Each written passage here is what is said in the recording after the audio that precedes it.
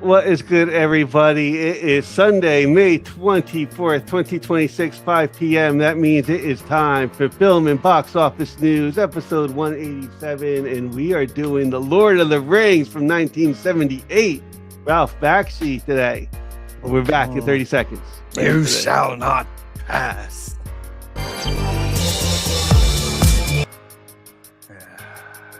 Maybe we shouldn't. Here we go.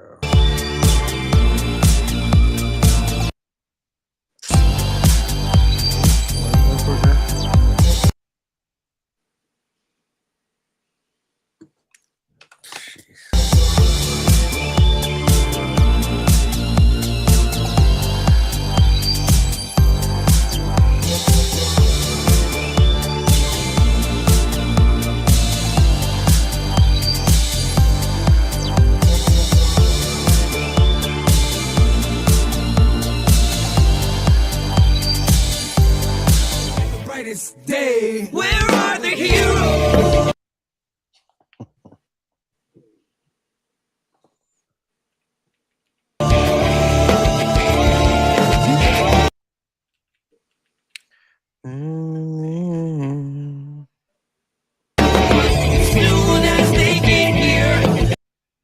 Jeez.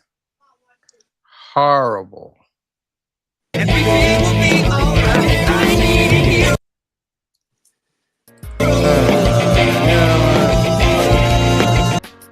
Enough. Welcome to the world's greatest comic book channel with the world's greatest comic book shows for the world's greatest comic book audience, trying to win the world's greatest monthly giveaway on one of the world's greatest live streams, the Council of Comics. As always, the loyal council, Phil, Green Shirt Guy, Clifford. C. Bizzle will not be joining us today, but that's okay. He shall return next week. How you guys doing then? Doing pretty good. All things considered, doing pretty good. By the way, can I just say, watching Dolph Lundgren and Nick Galatine, watching them promote Masters of the Universe together is such a treat. Such a treat. I don't know about the rest of you. I'm having a wonderful time watching them promote Masters of the Universe. They are doing a great job promoting it. So I hear it's a great movie. That's what I hear. I hear very nice things. So there's a lot of movies I gotta watch. I hear a lot of very nice things about a lot of movies lately. That's not true. I hear a lot of nice things about enough movies lately. So I gotta go see Mandalorian and Grogu. I should go see Mortal Kombat 2. Apparently, I gotta run. I'm gonna run. I'm not gonna skip. I'm not gonna hop. I'm gonna run to see Masters of the Universe. And of course, heaven help me. Heaven help you if you get in my way when Supergirl comes around. Supergirl. That won't happen because I'm not gonna go see it. So I'm not talking to you. You said help me. I don't have to worry about it because I'm not gonna go see it. I'm gonna go see Star Wars tomorrow. Mandalorian and Grogu. I've seen it today. Ooh, we'll talk about that in a minute because I know Green Shirt Guy has seen it as well. So yeah, it's Film and Box Office News 187. We are 13 away from our 200th episode. We're finishing up Phil's trilogy from 1978. We will tell you Green Shirt Guy's first movie at the end of the show. So make sure you stay tuned for that as well. We'll give you your first hashtag. Phil, you want to throw up that first hashtag? I do. So this comes from the producer. Whoops, I just hit the wrong button. I am sorry, guys. I got to go through the whole thing again. You're getting flustered. That Facebook got you. There flustered. We go. Live action Gollum is better. Yes, it is. Was it really like live action? That's the first. You're right. See, I should have put CGI Gollum is better. But yeah, so that's there at the bottom. Put that in as a hashtag. And let's just get started with some box office, shall we, Phil? Okay. I have that too. It's a big And- weekend for It Grogu is. and the Mandalorian. Well, it's Well, it depends because It's, they're saying the walk-up box office tomorrow may not skew, but change the numbers significantly. It could get them over 100 million for domestic. It could. I went with I didn't go with because they do got the estimated tomorrow. I didn't go with that. We got the week because it is a long weekend for Memorial Day. And this doesn't obviously include today either. So Yeah, you're right. It doesn't have all today either. yeah. Even this is like estimated. So Mhm. there's two of them though. There's the Memorial Day weekend, which includes the 25th, and this one. What do they? Wait. What do they have? The estimated. Go back. What do they have? Mandalorian Grogu. The 102.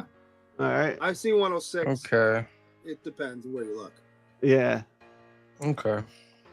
102 and 165 worldwide. Mm, We'll go with the big ones. I mean, it's not your Star Wars numbers. I'll tell you that. It's not as bad as it's better than the last couple. Yeah. Considering Well, there hasn't been a Star not Wars the movie in last. 7 years. It's not better than Rise of Skywalker. Rise of Skywalker made more money than this. I mean, you mean like quality wise, we mean like. Well, let me ask you and Green Shirt guy, what did you think of Mandalorian and Grogu? I thought it was fun. I enjoyed it. I enjoyed it. It's good. If you Yeah? watch the show, Yeah. it's a 2-hour episode of the show. Oh, that's not that. No, it's better than a 2-hour episode of the Yeah. show. Okay, It's- Needs to be a little some better. of those shows Let me look put it this like way. good, It and some of them doesn't- had a little bit of it's not cheese just to what you see them. But we can assess when you see it. Once you see it, it doesn't move the Filoni verse story that far. Mhm. I mean, this stuff happens, but it's not like, oh, now we know this. You know. Well, they made Favreau take all that out. Okay, For but even what still, I mean, reason? there's a couple I little don't know things why, that you but- go, okay, this, but Even Favreau was quoted as saying, I'm not quite sure why they wanted to make a movie about this. So, I mean, I like Star Wars, so I'm excited to go see it. I'm not expecting anything huge from it. I'm just expecting just to have some fun, see some Star Wars. Is there anything in there that'll make you excited for anything in the future? Yeah. I mean, just I don't know, like it depends on where they bring the story, but there's stuff in there that, like, Yeah, there's that's a like couple very little things. Star Wars, and you're gonna be like happy with it. there's a couple of little things you're like, oh, okay, I can see what you're doing here. But like I said, there's nothing like, oh, okay, this sets up for them to do this. I didn't see that at all. But maybe I missed that. Okay. All right. Well, what else we got here? Obsession number 2, 28,200,000. What is this? What's After breaking the mysterious One Wish Willow to win his crush's heart, our hopeless romantic finds himself getting exactly what he asked for, but soon discovers that some desires come at a dark, sinister price. Okay. Got my Mike- attention. Got my Mike- attention. Michael coming in at number 3, 25,700,000. What's that made Michael's so far? doing good, 788 million People worldwide. love this movie like Okay. saffron All right. and the rice. I don't know. Yeah, I can't wait till it comes on digital. Devil Wears Prada, number 2, bringing in 16,500,000. That's a 608 million worldwide right there. Jeez, that's a lot of money for that movie. That's a Devil Wears Prada 3. That's a huge profit margin right there. Number 5, The Sheep Detectives, bringing in 12,382,000. 76 million worldwide. Oh, yeah, and that's the other thing with that Mandalorian movie. It was only 165 to make. Okay. So, yeah. It's Yeah. New this week at number 6 is going to be Passenger, bringing in 10,500,000. After a young couple witnessed a gruesome highway accident, they soon realized they did not leave the crash scene alone, as a demonic presence called the Passenger won't stop until it claims them both. Nope. Thanks. Okay. Brings in 15 million worldwide. All right. Number 7, Mortal Kombat 2 brings in another 7,905,000. Has anybody seen that? No. No. No. Everyone I know who has seen it said they very much enjoyed it. So now I have an ounce of a reason to go see it. 120 million worldwide. Number 8, I Love Boosters, 4,565,000. I Love Boosters, a group of shoplifters take aim at a cutthroat fashion maven by stealing her clothes and reselling them at a lower price. What they call fashion forward philanthropy. Okay. Or theft. All right. That looks like it might have like a little bit of a cast. It might be fun. But that's like definitely a streaming movie. Super Mario Galaxy, the movie, comes in at number 9, 4,050,000, bringing its total to 980 million. Didn't we see this? Like I said, it went like we saw it crash into the billion, but it didn't really make it. I had questions. Didn't we see a thing where it did go over a billion? No. Yeah, There was we talked about it. We thought that if they kept it in the summer for another month or two, it would go over. I think it was like 974 something like that last week. Listen, it's a 3-day weekend. It ain't over. It's not making 15 or 20 this weekend, Phil. I mean, I don't know, Cliff, but like, I think you don't know. You don't know. It's a 3-day weekend here, Canada, United Kingdom. When everybody's it's not. I'm just saying. Listen, we don't live in a world where rational things happen anymore. We don't live in a rational world anymore. Anything can happen, almost literally. It's over. It's over, Cliff. It's over. Number 10, making 3,467,000 is going to be Project Hail Mary. 10 weeks in the top 10 right there. And it brings its total up to 675 million. Not bad. And Is God Is comes in at number 11, making 1,100,000. What is that? From Amazon. Two sisters embark on an epic quest for revenge, confronting a large family history that will push them to extraordinary lengths. Yeah, I know what that is. Top Gun Maverick makes 170,000. Shrek makes 96,000. And John Lilly and the Earth Coincidence Control Office makes $449 at the bottom of the list. Shout out to the John Lilly. Yeah. All right, so that is your domestic box office for Memorial Day weekend on the estimated for the holiday weekend. 102 for what do you think? Now, is Disney happy with this number? No. Okay. They're gonna say they are.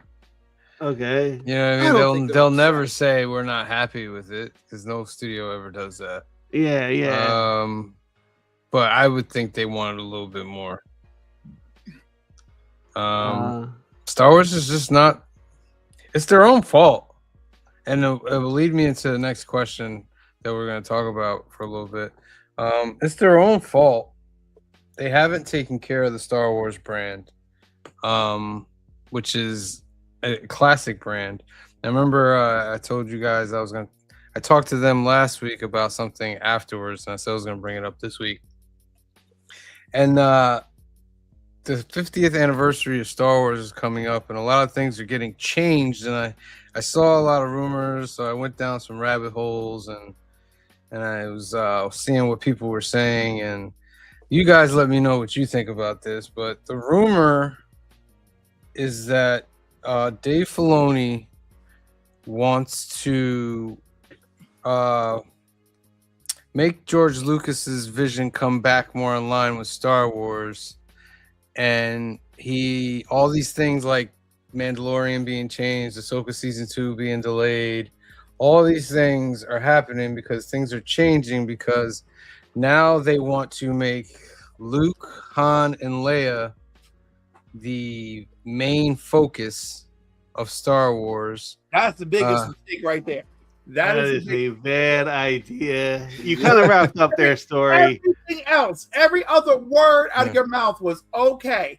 But to make it about that family, that has to end. Because these people, the actors are not immortal. All right? Like, that's it. Yeah. And if you want it to always be a Skywalker story, give us a new Skywalker. That isn't Rey. Find something their blood. All right. Well, here's the rest of it. There's also the rumor that they want to bring Anakin Skywalker back to life. Nope. Make him the. I don't know if you guys are familiar with the Mortis gods and the father and the son and the daughter. They want to bring him back to make him the father. And the Starfighter movie that's coming out with, what's his name? Ryan Reynolds. Or not Ryan Reynolds. No, the guy that's in Project Hail Mary. Ryan Gosling. Ryan Gosling. Yes. Secretly, he is a Skywalker.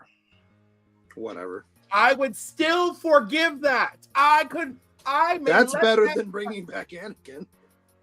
Everything else. No, everything else is terrible. There was a whole. I was gonna say there's a lot there that is like clearly speculation. Yeah, that I don't think they're gonna do. There's this really nice chunk of get Star Wars back in line with George's vision. I love that. Then let's make it about Luke, Han, and Leia. I hate that. That was trash. Then moving forward, I'm like, this is a nightmare. Then maybe this dude is a Skywalker. Okay, now we talking. Let's get some Star. If you want to do, it's about Skywalker legacy. If you want to follow that, I can handle that. I can support you in that. But all this excessive madness on the fringe madness, no. You want to give me a series with younger Anakin for whatever reason to fill in some further gaps, I can support you. You want to bring him back from the dead for some reason? Listen, Hayden Christensen, I love you like I love butter in my rice some days, but I want to support you. But no, not like this. Well, that would be the reason why we didn't see him in the sequel trilogy, because he's portraying the father figure of Mortis, so he wouldn't get involved with anything. And like that's the other thing too. That stuff, all that stuff you're talking about, is great for people who like to read novels and stuff. For the moviegoer, no Star Wars fan wants to go and have some wild ripped off Christian allegory Star Wars. No one is here for it. No one wants that. Okay, we want epic stories in space, good versus evil. Sure, family legacy hanging in the balance. Okay, blowing up shits for nearly unstoppable evil villains. Like, can we get back? Let's get back to the goodness. What would you feel? How would you feel if who Ryan Gosling is playing? Because this is the reason why Mara Jade, they refuse to let anybody bring Mara Jade in. That he is the secret child of Luke and Mara Jade that never got talked about. That because I have always loved Mara Jade in the books, and introducing her is not this wild, unheard of, terrible fakakta thing. Everything else sounds really fakakta. It's like, oh, Luke fell in love once. I can handle that. Let's tell a little story where that took place. I can handle that. She gave birth to a starfighting freaking Jedi boy. I can handle that. Okay. Everything else, Anakin back from the dead, the father, the son, the daughter, all that crap. No. Not for nothing, too. But this idea that we're bringing back to Lucas's original vision, and I love George Lucas. Don't get me wrong. So bear with me when I say this, but if you watched any of the documentaries about the making of those movies, if it's not for his editor and a few other things, those movies are not what they are, because he wanted to do some wildly stupid things that they went, I don't know if you want to do that, George. And she's like, all right, we won't. Yeah. But the first one is not a movie without his wife editing it. The first wife, God bless her, she made that movie phenomenal. But my point being that wanting to like take it back to his vision versus this, it depends on what you mean by the word vision. Like the overall scope of view of Star Wars is about family and legacy for him. Okay, I can handle that. You know, I don't know about all this other stuff. In fact, many times I heard he didn't even like Mara Jade. You know, and I'm like, but you signed off on it. You signed off on all that stuff when it belonged to you. Yeah, well, it's easy when you get making money off of it. According to him, it wasn't canon when they wrote all that stuff. It was he let them just go play. Because back then, he was like, it's all canon. But even still, I believe in Filoni because when the original trilogy just sucked to me, what rescued the original trilogy for me was Filoni's Clone Wars. Well, then you have a problem then, because this is Filoni's idea. But again, if I have belief that some of these things may have come out of his mouth and some of them may not have. And so I'm hoping for the best. So you're believing the things that you like came out of his mouth, but the ones you don't like didn't come out of his mouth. That's I want to believe. No, that's what I want to believe. That's what I want to believe. Got to be consistent. Right. Well, no. Listen, it's really difficult. It's not difficult. You either believe it or you don't. Things are. Why is it not difficult? These produce very good product that I believe in. If you want to believe the stuff you like, but not believe the stuff you don't like, you're not being consistent. Well, what's next on the thing for Star Wars now that Mandalorian's out? What is the next? Well, it's Dave Filoni's finishing his universe and an Heir to the Empire trilogy, which would star Han, Luke, and Leia. But that might be a bad idea at this point. Mm-hmm. I mean, because they would have to do CGI de-aging, like how they did with Luke. Yeah, and all that. They would have to do all that. Or they bring back what's his face as Han Solo, which I don't have a problem with. I thought he did a good job. Yeah, I thought he was pretty good Han Solo. So the Leia one would be a little tough because they would have to use her daughter, but then they would have to CGI her face on there. Or you don't use her daughter, you find an actress that looks sort of like her. And here comes the question of AI. Listen, no, I've been watching these AI Star Wars. Have you been watching these AI Star Wars videos? No. I hate everything. Listen. I hate it too, but my God, does it look real? It looks, from an artistic point of view, it looks phenomenal. It looks great. Like I've never seen anything like this. Like the only thing that's off is kind of the voice work. The voice work is off in these AI videos, but as far as the visual. Oh, jeez. These guys are doing some better stuff than Disney's doing, in my opinion. But yeah. What are some? I see some comments up here. Heroes for Hire. I'm suffering from fatigue of people complaining about Star Wars. There you go. I think I'm also suffering from that, my friend. And none of us complained about the movie. Like we agreed. Yeah, I liked it. I liked it a lot. Yeah. Like, I think by like the third act, it's kind of firing on its like cylinders again. Like Star Wars. Yeah. Like Mr. Spock says, just play with space time like Star Trek. I don't know if I would want that. Joe says that would be complete BS. Hero says everything you mentioned seems like wild speculation to me. It is wild. It is very wild. Very wild speculation. He also says I want a Darth Vader series and a Dr. Aphra series of the movie. Darth Vader series? Oh my God! You have the comic book. Yeah, but we've seen they don't use the comic book. So I know, but you have it right there. The Darth Vader comic book was phenomenal. phenomenal. Or it was better. The Dark Horse ones were better. But they didn't have a Darth Vader They had series. several Darth Vader miniseries. Little minis, but they didn't have a full like series with Darth Vader. The Marvel ones Right, had but the full minis were series. all like 4 or 5 issues a piece, and there's about 4 or 5 of them. I'm down with bringing back Ray. To be honest, might be on pop-up. Ray is coming back. I hope you guys know that. Ray is coming back. They're not gonna just abandon what they've done already. I know a lot of people are like they're gonna retcon the sequel. That's not happening. Ray is coming back. Boyega's not coming Finn back. is coming back. Boyega's coming back. Boyega said he Garrett- want to come back. No, he already said if the story's right, he'll come back. And Dameron said he'd come back as well. Well, what's he Yeah. Just go into the books they made, Legends. Yeah, those books are great. All the actors in the OG trilogy are either dead or old. No way they are coming back, and there will probably be no introducing Mara Jade. Listen, they did Luke Skywalker. Didn't look good. I thought it looked okay. I didn't think it was horrible. I don't think it was good. More Yoda. Well, you got Grogu.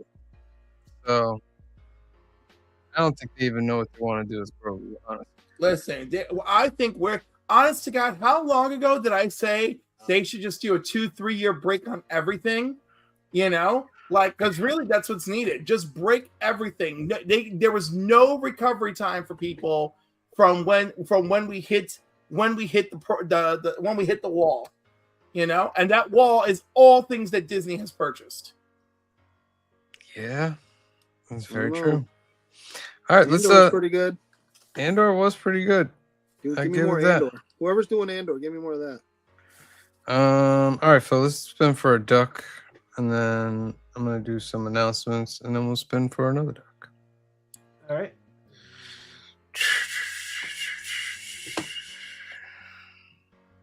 Add it. Hold on. Yeah. Entire screen and spin for a duck. We have live action Gollum is better. And I'll give you 10, 9, 8, 7, 6, 5, 4, 3, 2, 1. Let's draw. Round and round it Look goes. at that. Somebody got in right at the last minute. Where it lands, no one knows. If it lands on your name, you'll get a ticket to tomorrow's really big show. John Koo. John Koo, you're in there. Make sure you are subscribed, John Koo 5491. Our giveaway is tomorrow. Congratulations. What is the next duck, Phil? This is for me, LOTR 78. All right. That's the easy Clip. one. Cliff, can you have Instagram ready to show the shows, and I'll let you know when you're ready to go. Lord of the Rings 78, that is at the bottom. Let me do some announcements. All right. All right, where are we at here? Boom. There's that. Young at Heart Foundation is a great organization run by our good friend Mike out in California. They do great things for patients awaiting medical procedures out there.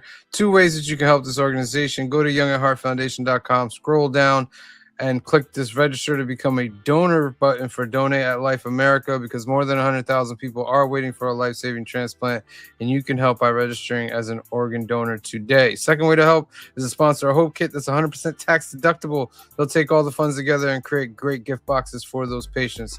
If there's anything else you want to, any other way you want to help the organization, you can give Mike a call at 323-396-9998. That's 323-396-9998.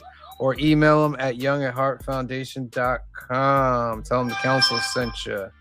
Oh man, let me take this off first, and then because there's a council chat there, I don't want nobody to see that.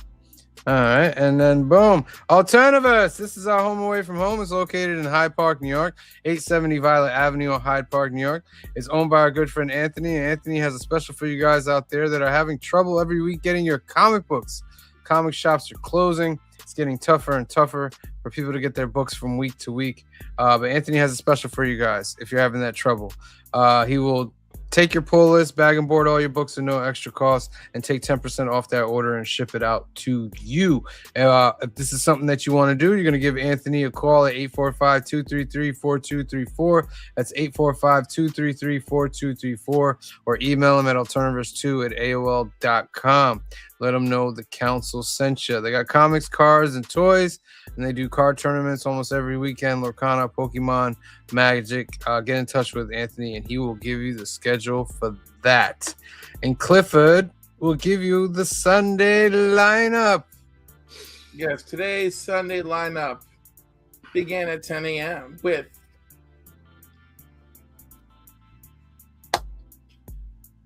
comics and creators. I had Denny Fink on this morning. We talked about his work on Daria and Venture Brothers, Teenage Mutant Ninja Turtles, and Lower Decks, and more, plus a little history on his own comic book collecting experience. He will be at Mid-Hudson Comic-Con on August 1st and 2nd. Please check that out. At 10:45, it's Comic Book Church with Bleecker Street Comics. That was a great little show. You are supposed to be watching the Council of Comics right now. At 5 o'clock. At 5:30, you can join Still 35C as he covers Super Spider-Man and Captain Britain on his Merry Monday Mail Call show, because, of course, it's Monday morning when he goes live. He's going to talk about all the adventures of Spider-Man and Captain Britain as they migrated the character from the UK to the US and back again. We're covering Lord of the Rings tonight, so please check that out. And hey, try to win some ducks, because, we're ramping up. And then next month is episode 200 of New Keys and Hot Comics, and we will have a very special giveaway. At 6 p.m., you can join Matt at Heroes for Hire Club with the Sunday Superstro Extravaganza while they do the new Comic Book Day preview show. At 7 p.m., you can go join Katie over at Kicking It with K-Pop, and they're going to cover Monstrel tonight. At 7 p.m., you can also join I Have Comic Issues for Comic Channel Origins. I actually do not know if it's pre-recorded or not, because typos have happened. Nerdy Geek Comics is his guest this evening. Please go check that out. And at 8:30, Mark at Legion of Comics and Sector 2815 and possibly Burke's Family all show up to talk about these things at week's end. Some Absolute Green Lantern, Absolute Green Arrow, I Haven't Slept Well, The Mandalorian and Grogu, and more. And then possibly at 9 p.m., maybe Black Crown Comics will have a show. I don't know. Everybody's life is crazy anymore. Who am I to judge? And that is your Sunday. That's your Sunday lineup, everybody. Thank you, Clifford. Phil, let's do a quick spin for this deck so we can put up another one. I'm going to add it right now. This is going to be Lord LOTR 78. Look at that. You got 4 entries. So I will give you 5 entries. So 5, 4, 3, 2, 1. Let's draw. Who's gonna get it?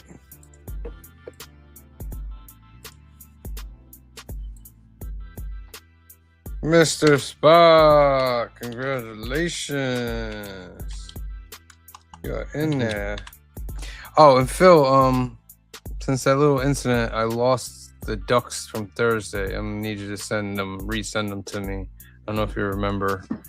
We got ducks for that show, but when you get a chance, it doesn't have to be right now. No, that was gonna be a a good question. Yeah, I'm gonna need to get the invite into the chat again. That's all. All right. All right.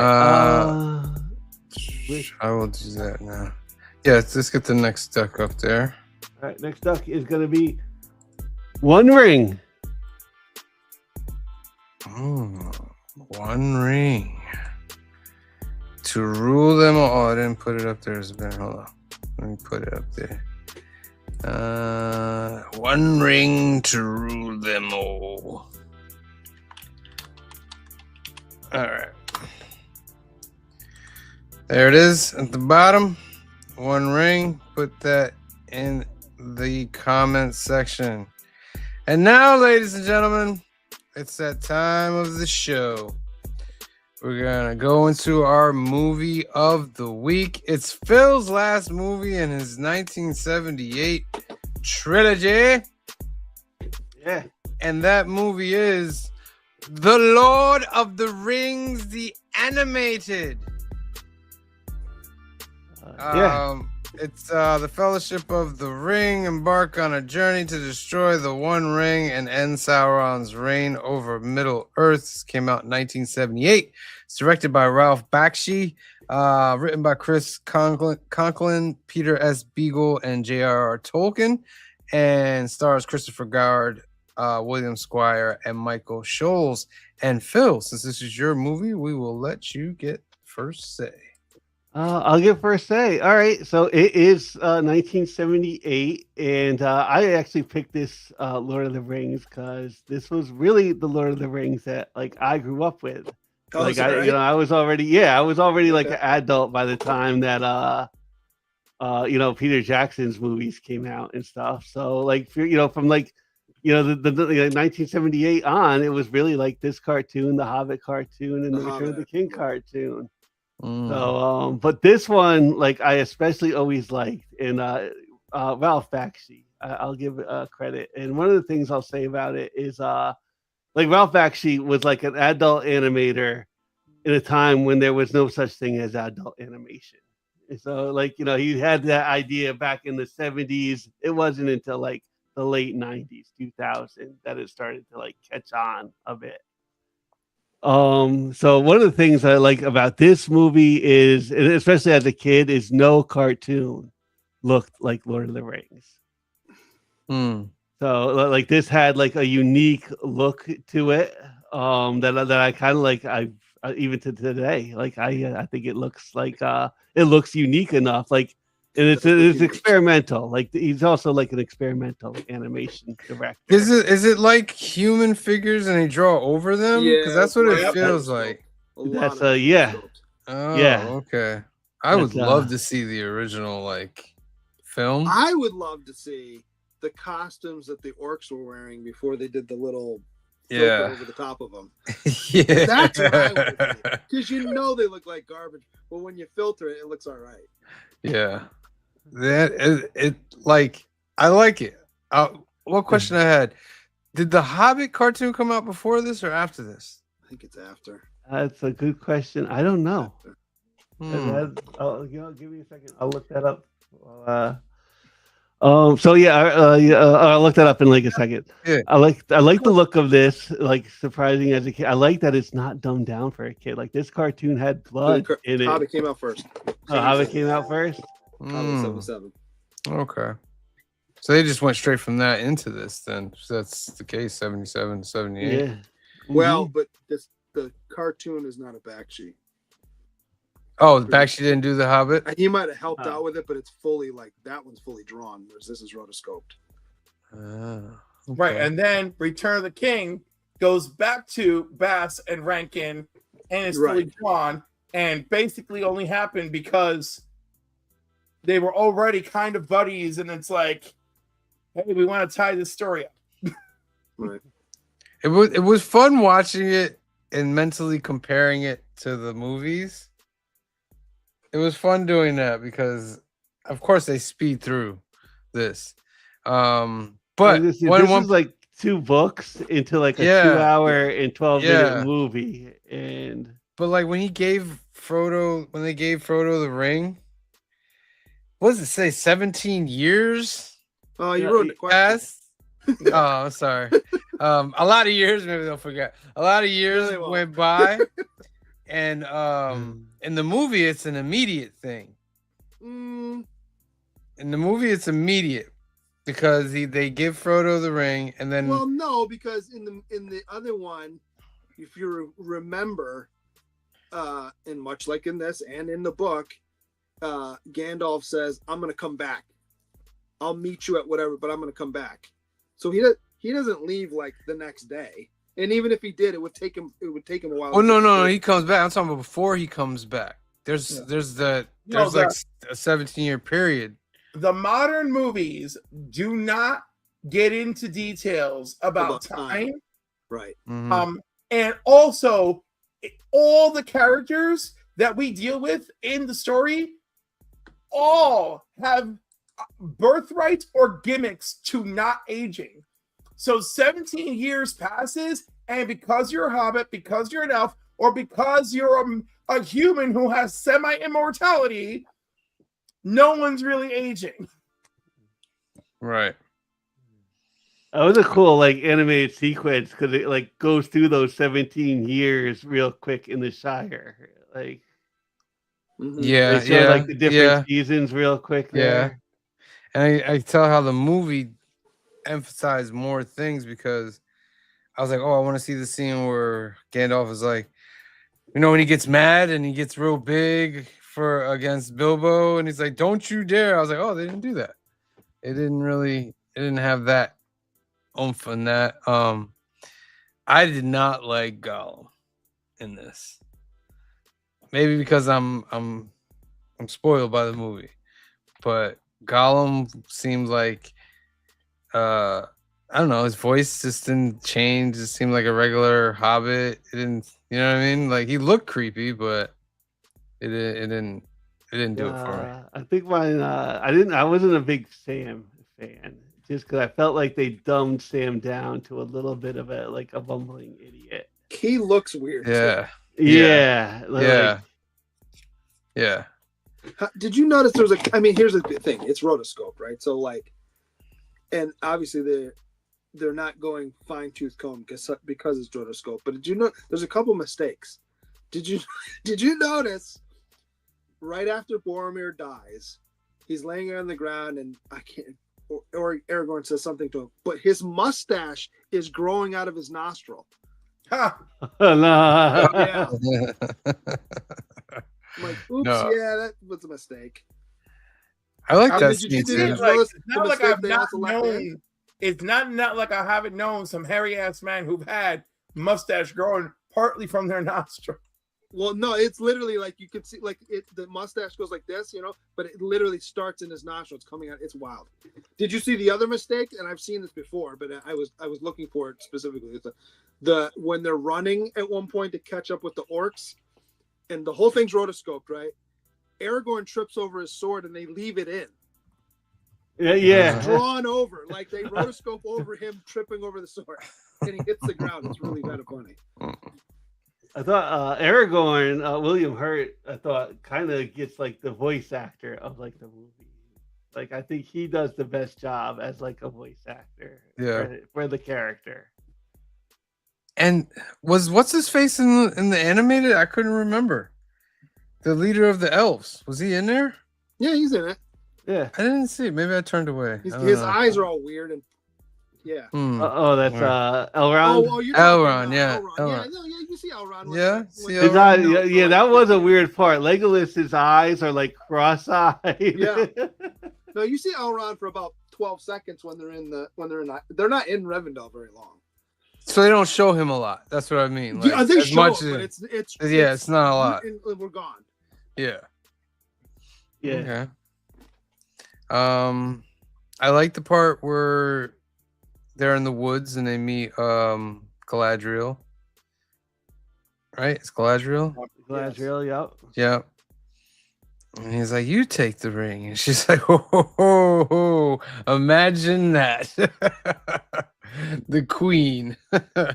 Yeah, I was gonna say that scene plays out strongly no matter whose version you are watching or listening to. Except for she gets over it pretty quickly. Yeah. The guy passed the test. I'm like, you didn't even take a breath there. You just passed the They test. emphasize in the live action a little more her like darkness for it, but this one she's just like, I mean, even Gandalf is a little more in this one than she is. Yeah. What else? What else do you guys enjoy about this? Let me I'll see. say this. Oh, maybe I'll save it for my final review. Go ahead. Sorry. Okay.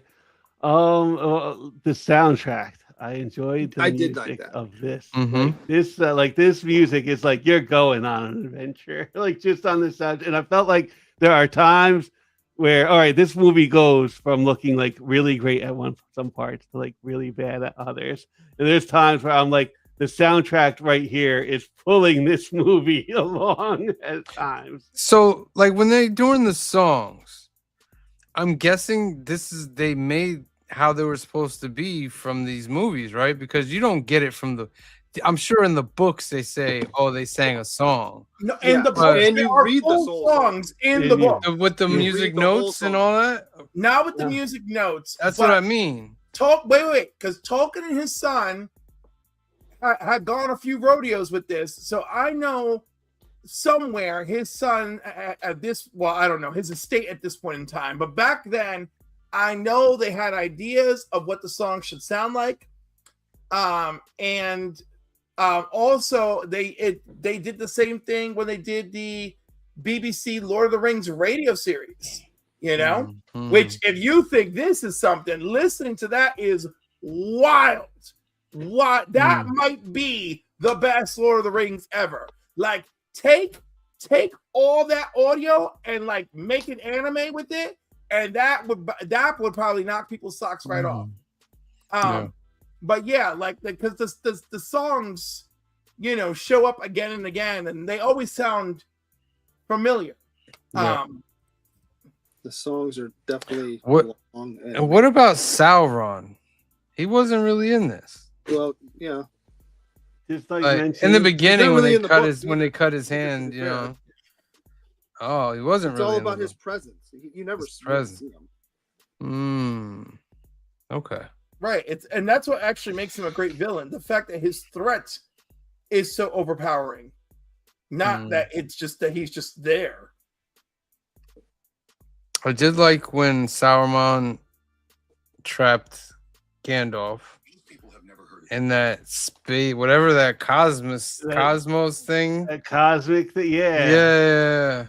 But apparently the owls or whatever the eagles can go through that Mhm. or something. But I liked how it looked. It was very, very good. And then it's just very condensed. It's very condensed. It's very like I thought like what the Fellowship kind of goes pretty like smoothly getting through the first book, and when we get into that second book, they start explaining stuff like right out pretty quick and pretty rapid at you. Like Yeah.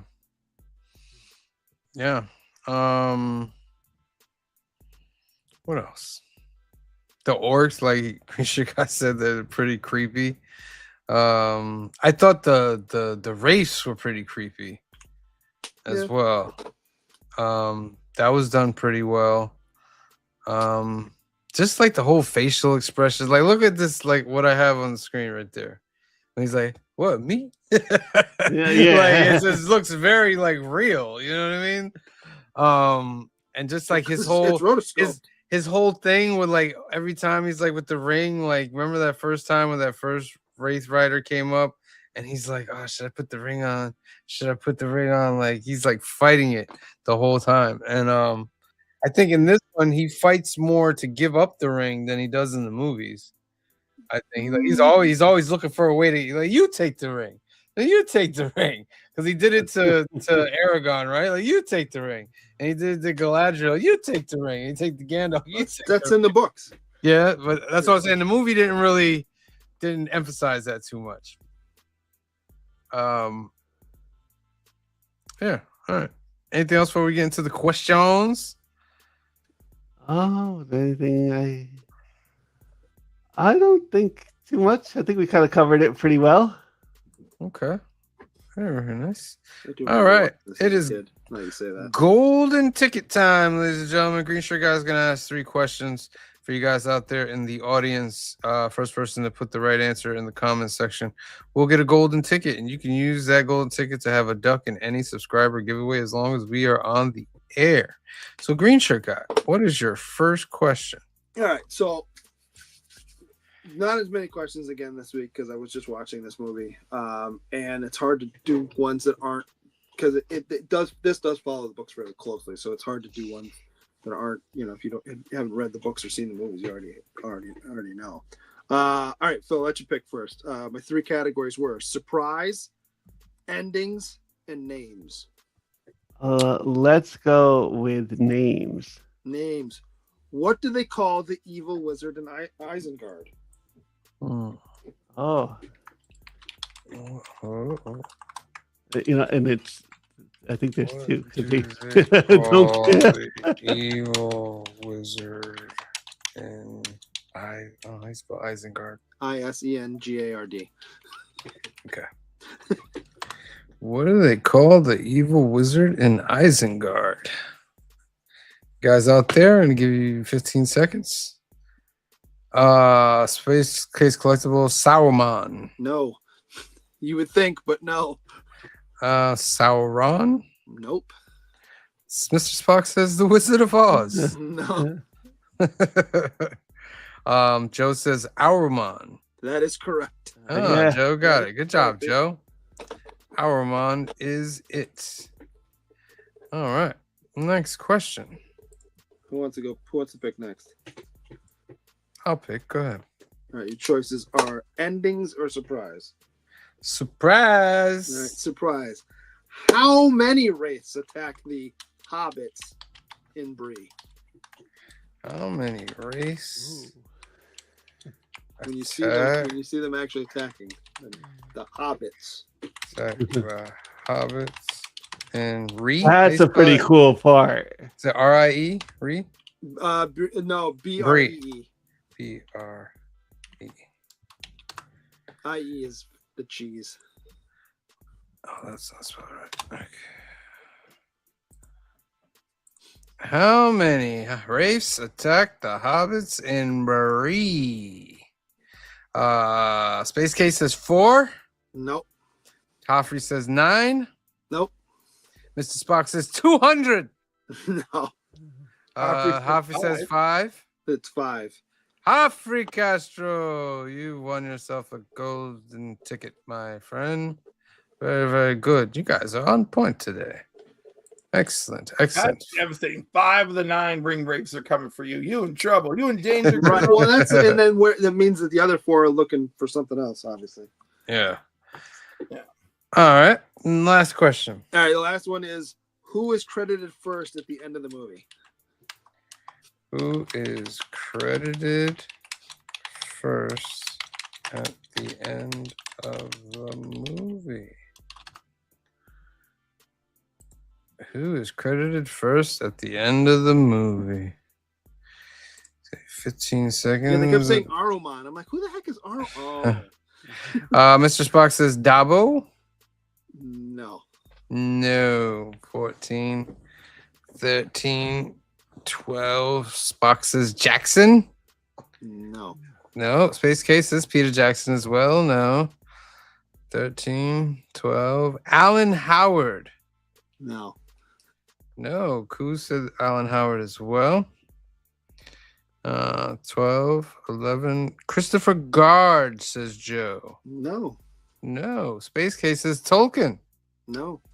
Hoffrey says Fran Walsh. No. I have comic issues, says Ralph Bakshi. That is correct. I have comic issues. Wow. We had 3 different golden ticket winners today, ladies and gentlemen. We always love that when that happens.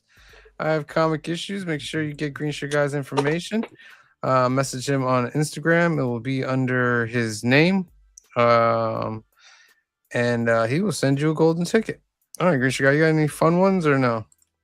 I only had 3 this. Well, I still had one, but you ruined it. Was how many years before Gandalf returns to see Frodo? Oh, okay. 17. 17. All right, so let's get into the numbers, shall we? We will start with you, Green Shirt Guy. So I love Lord of the Rings. I always have. I grew up. It was like Lord of the Rings and Star Wars were kind of the 2 big fantasy, fiction properties, if you will, that I grew up on. Both of them handed down to me from, well, maybe not Star Wars, but definitely Lord of the Rings handed down to me from my father. I remember watching this growing up. It's been a bunch of years. I own it. I don't watch it very often. And watching this, I'm like, oh, okay, I see why. I it's fairly faithful to the books in many respects. There's some weird things that they do. You're right, Phil. It looks completely different than anything we've ever seen because it's a lot of it's rotoscoped, and that's fine. I think this would be better served as a radio play because if you're not watching the visuals, the dialogue's great. Soundtrack's good. I don't know. Like I want to like it more than I did. There's some things that just bothered me throughout the whole thing. I don't know. So I'm going to give it 5.5, 5.5. 5.5. Okay. Clifford.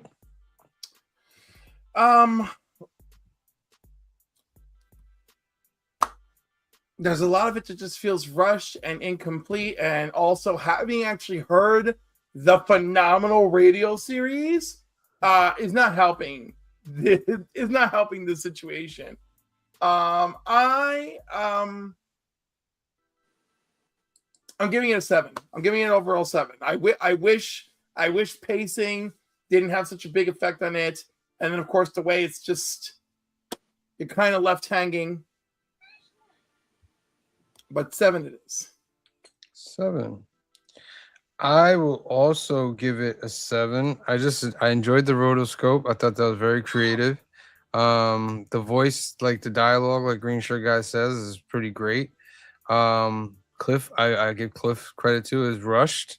I think almost if they would have done Fellowship, Towers, and Return of the King all like this, they would have been able to flesh it out a little more and it would have been a little better. But of course, it's 1978. They don't know. This is new for them. So they didn't know where it was going. But I'll give it. They also didn't think they were going to be able to make this movie at all. So yeah. Like, well, let's get as much in as we can. Yeah. So for what they did and what time they have and all that, I'm going to give it a 7. I thought it was a very, very good effort. And Phil? I am also, I'm going to go actually one higher. I'm going to give this an 8. Because I do enjoy this movie for what it is. I do it's rotoscoped and nothing looked like it before. And everything like you said, Sam, like this had a budget of like $4 to $8 million that they made it. And for it to come out as good as it did on that budget, and even in like $1978 is like amazing. Yeah. It being like I said, even like kids could watch this, but it is not dumbed down for kids. No. Like there's like the fighting in this was kind of like real. Like it was like all right, I could get behind this.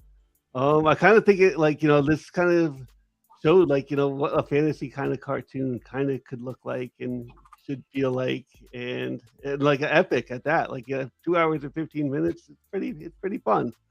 So yeah, there is a better Lord of the Rings. It came out like 24 years later and had a much higher budget. Yeah.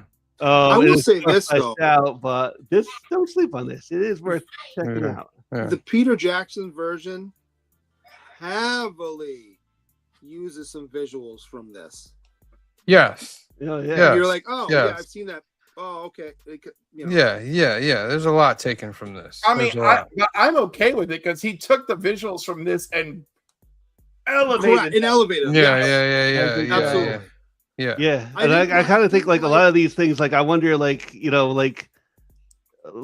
Ralph actually doesn't have a thing to go on, so he got to like create what a thing. Yeah. So he's kind of responsible for what we've seen in the movies. I also, because Green Shirt Guy had the Blu-ray that he watched. I also watched the Blu-ray version. It looked good. It looks like really good. Even some of the backgrounds like kind of popped better because this was like my first time seeing it in like a widescreen, not on a box TV. So yeah, some of the background art looked and sound looked great. Like kind of popped for me. This even made me feel. They'll probably never do this, but if they were to ever do an animated Lord of the Rings, like the full books, everything, you know what I mean? I think it would be a great thing because then they could flesh out a lot of stuff, not movies, but like a show, you know what I mean? And they did like season after season, maybe 3 seasons per book or something like that, and they end up doing like 9 seasons of a very nice animated Lord of the Rings and fleshed it. I think it would look phenomenal. I think it would be great. But that's me. All right, I think they need to stop going back to. I think just leave it alone at this point. Just leave it alone. I also, I didn't love the way Aragorn was depicted. I was like, it just didn't do it for me. Also, did you notice that both him and Boromir weren't wearing pants? Yeah. Yeah. What's up with that? So that gives it an 6.8 from the council. That's All right. 0.6 above the IMDb. That's also minus Seabizzle's score, so it could have been a little bit higher. You know, Green Shirt Guy, did you ever watch the War of what was it War. called? The Rohirrim. Yeah. I watched about half of. Honestly, it's on me. I need to go back and rewatch it. I started watching it at a bad time and I fell asleep watching it. Not because it was I wasn't because you enjoying thought it what I was watched, more just because I started at like 11 o'clock at night and I was tired. Because it looks very well done, but I just don't know like if that's as far as it gets. It looks great, and then it just kind of sucks. It's very anime style driven, which is fine, I guess. Like I said, I got about halfway through the story. I don't want to give anything. I'll let you watch it. Well, it's I watched okay, it. and like I said, I fell asleep during it. Yeah, I watched it also. You know, it is okay. There's just nothing in there that like, or there's not enough in there that says like, this takes place in Middle Earth as opposed to like this could be in Westeros. Or changing. any so- fantasy epic world. Yeah, and there's only like a few spots, and I was like, you know, you could change this, and it could just take place in any epic fantasy world. Right. All right. Well, that's the Lord of the Rings, ladies and gentlemen. That's the end of Phil's trilogy. We had a great trilogy. We had 1970. Superman. We had Released in the Superman the 70s. movie. We had the 36 Chambers of Shaolin Yes. and the Lord of the Rings. A great 1978 trilogy. Thank you, Phil. Let us know in the comments what you thought about that. Next, Hold on, before up. you put mine up, can I say something? Yeah, There are a lot of great movies that come out in 1987. it is. So me whittling it down to 3 was very, very difficult. And I went from, do I do 3 movies I've never seen? Because there are movies in the 80s I've never seen. Or do I go through 3 movies that I love? And so, yeah. I chose 3 that I think we're all going to enjoy, but it was difficult to pick 3. All right. First movie out of Green Shirt Guy's 1987 trilogy is The Princess Bride. Love this movie. Good movie. Oh, it's such a great Did movie. we I can't- do this before? No, I don't think we No. did. Oh my god, I'm having such. I thought that too. I had to look back to make sure. Yeah, I don't think we did. I've watched this movie more times in my adult life than I ever did as a kid. Yeah, I think you're. I Because probably this agree. movie is more fresh in my mind now. Yeah. Can I So quote this movie? there's so many good quotes in this movie. So many. So we'll have fun storming the castle next week, ladies and Yes. gentlemen. 5 p.m., 2 p.m. Oh, Pacific. oh. It's a great movie. I can't wait to watch it. I want to watch it with Kamaria too, so that'll be fun. All right, that's next Sunday, 5 p.m., 2 p.m. Pacific. Make sure you tune in.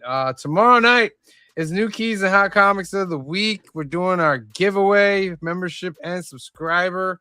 We're also going over all the new books and keys that are coming out. We got Infernal Hulk coming out. We got Corpse Night coming out. We were all pretty happy about the first issue of that. Hush is finishing up, ladies and gentlemen. Or if it comes out. Wait, is this like I thought we were like there were still a couple issues to Hush? Or is this I just heard it was the finishing final one. I heard it was the final one. up? Okay. That's what I heard. I mean, it needs to just finish up. Yeah, it does need to just finish up.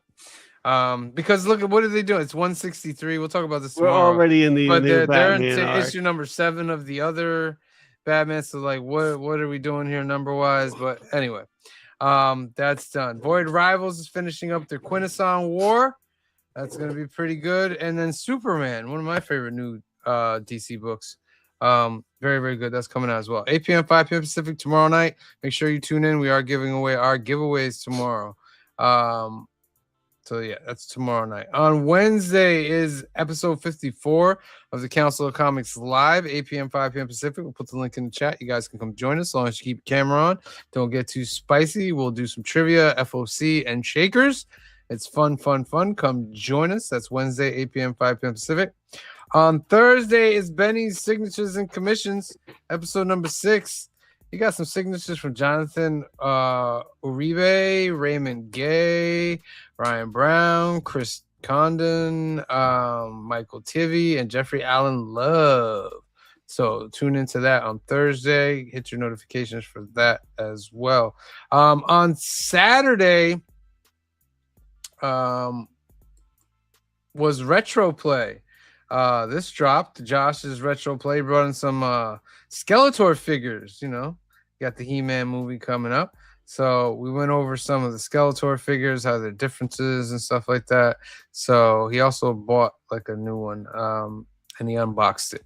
So very, very nice. Go check that out on the channel. Also up is New Comic Book Day 170. Me and Joey going over some nice little books we got, plus going over all the new books of the week. That was fun. Check that out.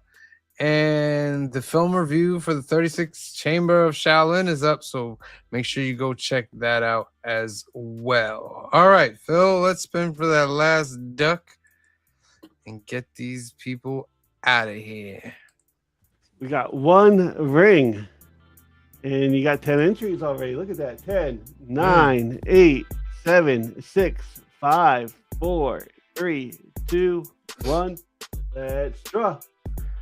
Who's going to get the last duck of the night, ladies and gentlemen? Who's it going to be? Humphrey Castro! Congratulations, Humphrey. Let me write you down here. Oh, wait. 106. Humphrey. All right, ladies and gentlemen, that's our show for tonight. We want to thank everybody for tuning in tonight. Make sure you are subscribed. Make sure you hit that like button. Next time we're live is tomorrow night, 8 p.m., 5 p.m. Pacific for new keys and hot comics of the week.